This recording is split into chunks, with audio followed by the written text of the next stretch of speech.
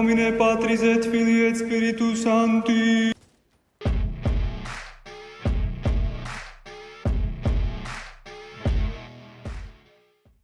Sorry, trying to do this with a straight face is going to be so funny. Elmo's just died. I've had this conversation with so many people, and I don't think they've actively looked into how Elmo's is now performing on builds with the TU22 changes, let alone now what it's doing in comparison to Lexington. You know what? I'll just let you look for yourselves. So yeah, the exact same build, strikers obviously at max stack. There's no point going into stat games. They both have the same RPM. It's a 15.88% difference on average. Like Lexington is,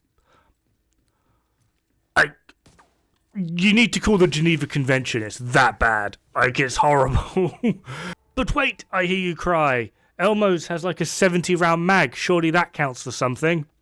Nowhere near as much as you think. In body shot, it still loses like 2.22% in sustained DPS, unless you're hitting exclusively headshot, in which case you gain 1.5% in sustained DPS. The average difference in magazine damage is 5 million plus some change. 5 million.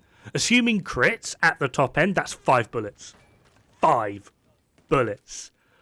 Your extra 20 rounds on St. Elmo's are worth 5 bullets on Lexington.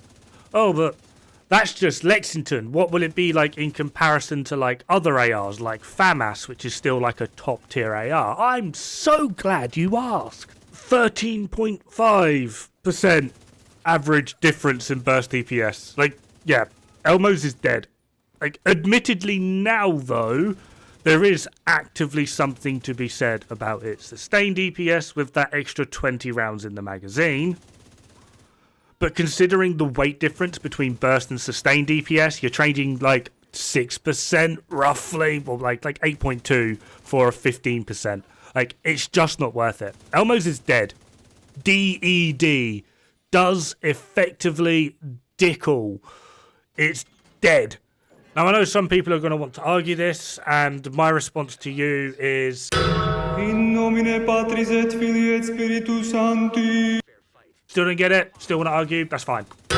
In nomine Patris et Filii et Spiritus Sancti. Now, of course, everyone's a weird little fanboy of this weapon, and despite what people might tell you or what you think, I'm actually not a gatekeeper. I just give you the information and tell you that there are a plethora of better options. Of which, when it comes to St. Elmo's, there are.